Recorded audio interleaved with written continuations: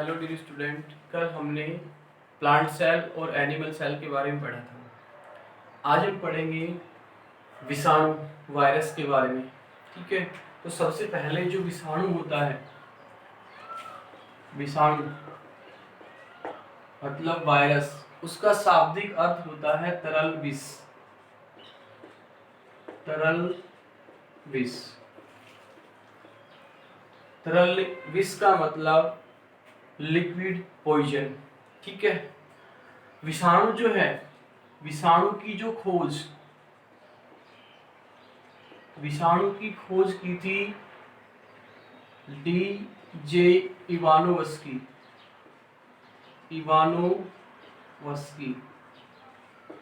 DJ. Ivanovsky ने 1892 में virus जो है, विषाणु जो है, उसकी खोज की थी तंबाकू जो है, तंबाकू के मोजेक रोग में,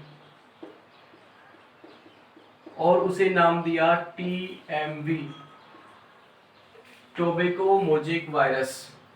तो विषाणु जो है उसकी खोज की थी डी.जे. इवानोवस्की ने 1892 में। तंबाकू जो है उसकी मोजेक जो रोग है उसमें की थी, और उसे नाम दिया TMV, tobacco mosaic virus. Clear? जो शब्द है वायरस शब्द, ये दिया था लुईस पास्चर ने। लुईस पास्चर ने वायरस जो है वो शब्द दिया था। एक साइंटिस्ट है स्टेनली ने वायरस जो है उसका क्रिस्टलीकरण किया था।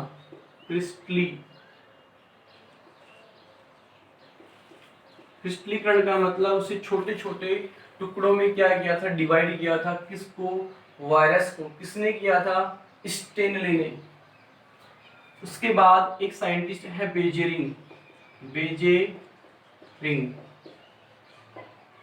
बेजेरिंग साइंटिस्ट जो है उसने विषाणु जो है वायरस, उसको संक्रामक तरल कहा। संक्रामक तरल। क्लियर? तो जो विषाणु है उसकी खोज की थी इवानोवस्की ने 1892 में। शब्द जो है वो दिया था लुईस पास्चर ने। स्टेनली ने इसका क्रिस्टलीकरण किया था, और बेजेरिंग जो साइंटिस्ट है उसने उसे नाम दिया था संक्रामक तरल। उसके बाद वायरस जो, उसके बाद में इसकी डेफिनेशन आती है विषाणु विज्ञान, वायरोलॉजी।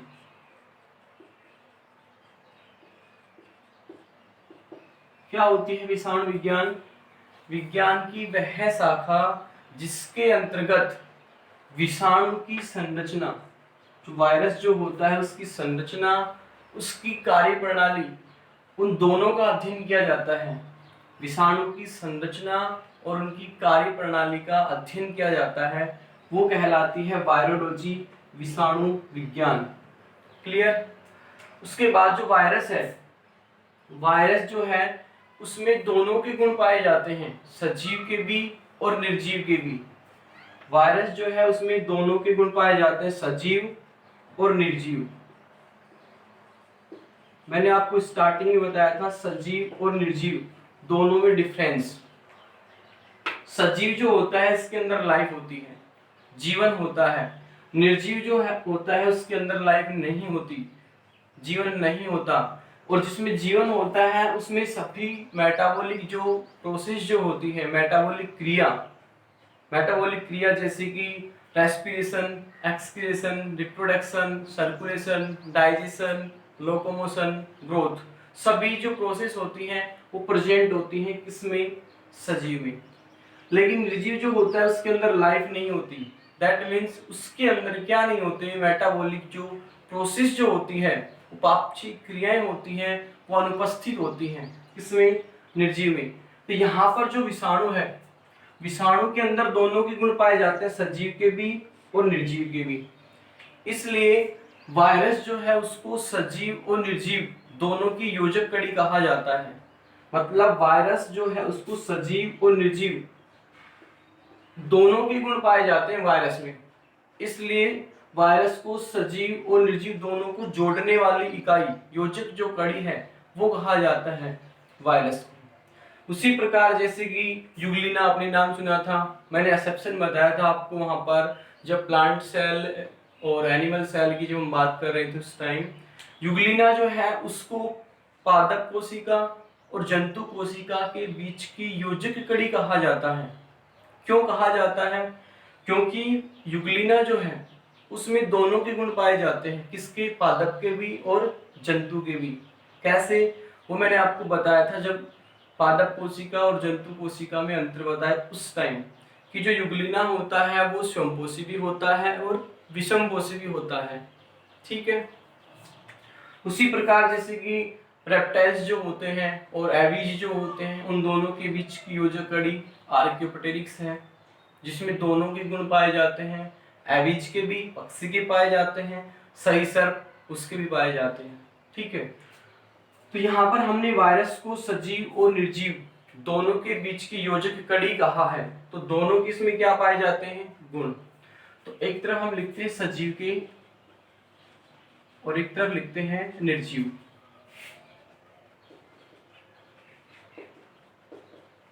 तो सबसे पहले हम बात कर लेते हैं सजीव गुण की।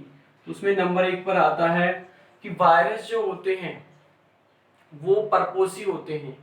वायरस क्या होते हैं? परपोषी। इसलिए वायरस के अंदर जो है उनका आनुवंशिक पदार्थ जो है, स्वयं का आनुवंशिक पदार्थ या तो डीएनए होगा या फिर आरएनए होगा। मतलब ये है कि वायरस में दोनों के दोनों न्यूक्लिक अम्ल, डीएनए और डीएनए और आरएनए वो नहीं होते हैं, सिर्फ एक ही होगा, या तो फिर डीएनए होगा या फिर आरएनए होगा। तो इसका पहला गुण हो गया किसका? सजीव गुण। यानी कि वायरस कैसे होते हैं? परपोषी होते हैं, जिसमें उनका स्वयं का आनुवंशिक पदार्थ, जेनेटिक मटेरियल या तो डीएनए होगा या फिर आरएनए होगा। नंबर 2, वायरस जो होते हैं उनमें प्रतिलिपि बनाने की क्षमता होती है।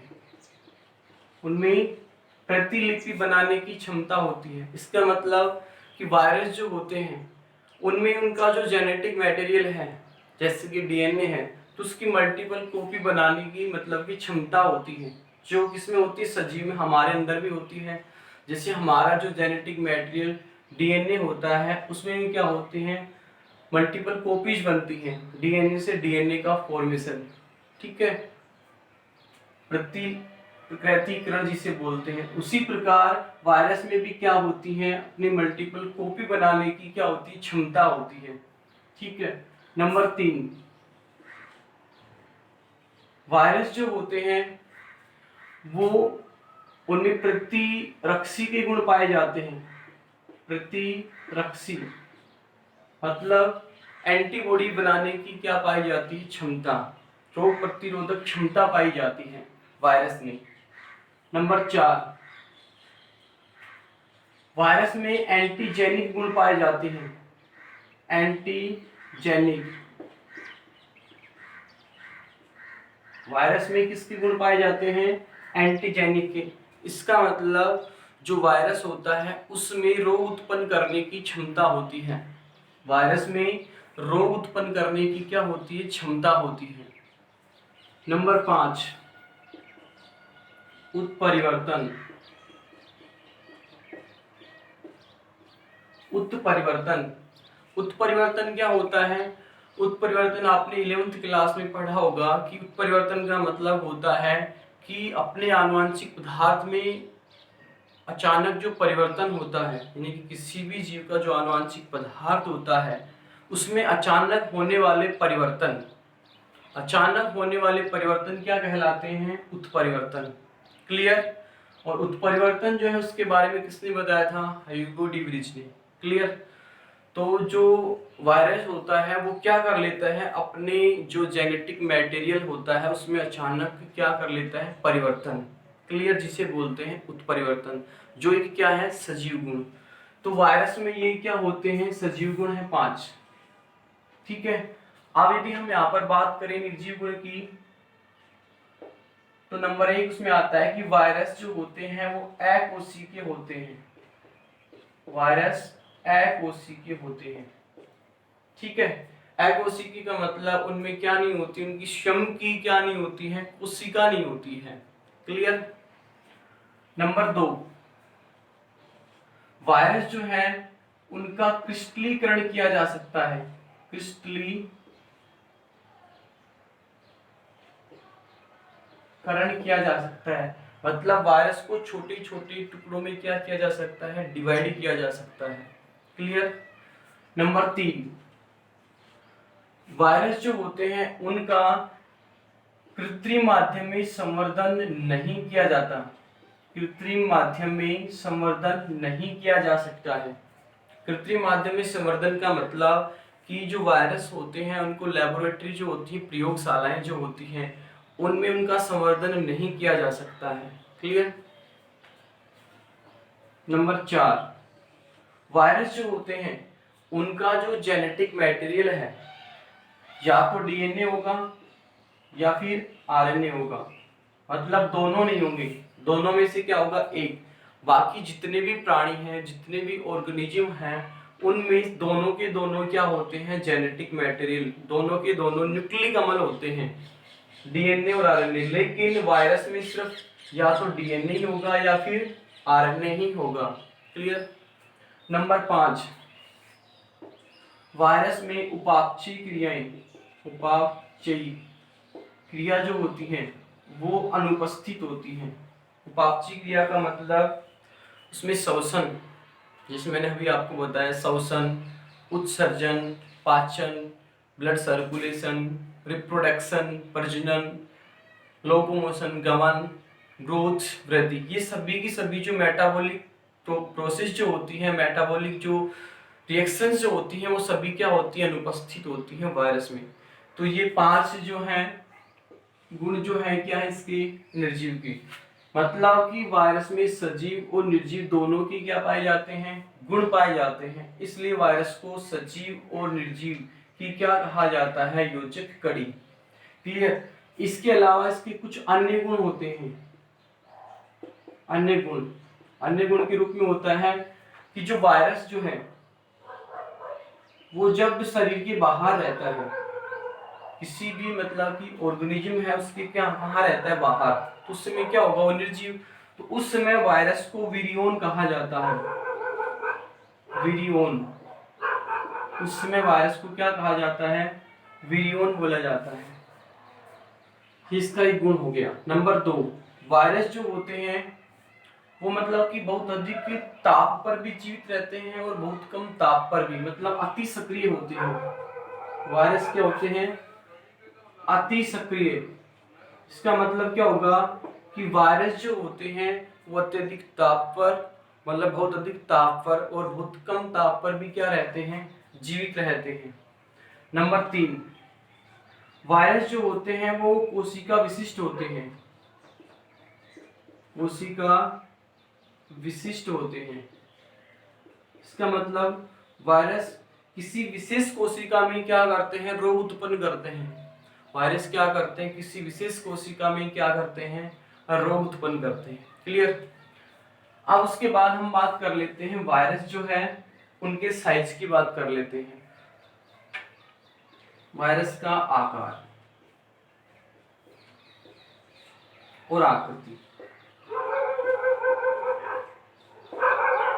वायरस की जो आकृति है वो किसके समान होती है, मेंढक का जो टेडपोल लार्वा होता है, जैसे कि जीवाणु भोजी वायरस है, ठीक है, उनकी आकृति कैसी होती है, मेंढक के टेडपोल लार्वा की क्या होती है, बिल्कुल समान होती है। तो और इसके हम यदि आकार की बात करें तो इनका आकार इतना छोटा होता है, इनका आकार जो है, जो बैक्टीरिया होते हैं, जीवाणु, उनसे भी क्या होता है, छोटा होता है। इसलिए वायरस को जीवाणु को छानने वाले जो फिल्टर होते हैं, जीवाणु को छानने वाले जो फिल्टर होते हैं, उनसे भी क्या किया जा सकता है, छाना जा सकता है। किसको, वायरस को। और इनका जो साइज है, यानी कि आकार है, वो लगभग 25 से 250 नैनोमीटर तक होता है। और जो वायरस है उसका जो साइज है वो नैनोमीटर में होता है, 25 से 250 नैनोमीटर तक होता है। क्लियर। इसके अलावा हम बात करें सबसे बड़ा वायरस, सबसे बड़ा वायरस, तो वो कौन सा है? सबसे बड़ा वायरस तो वो है TMV।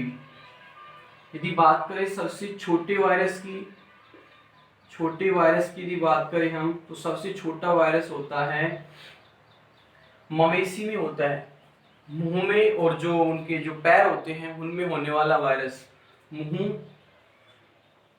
मुख और पैर में होने वाला वायरस, मुख और पैर में होने वाला वायरस जो मवेशियों में होता है। ठीक है। इसके अलावा यदि हम सबसे बड़े वायरस की बात, सॉरी सबसे जो लंबा, ये तो हो गई। अब यदि हम बात करें सबसे लंबे पादप वायरस की, पादप वायरस, तो सबसे लंबा पादप वायरस है, सबसे लंबा पादप वायरस वो है लिम्फोग्रेनुलोमा, लिम्फोग्रेन्युलोमा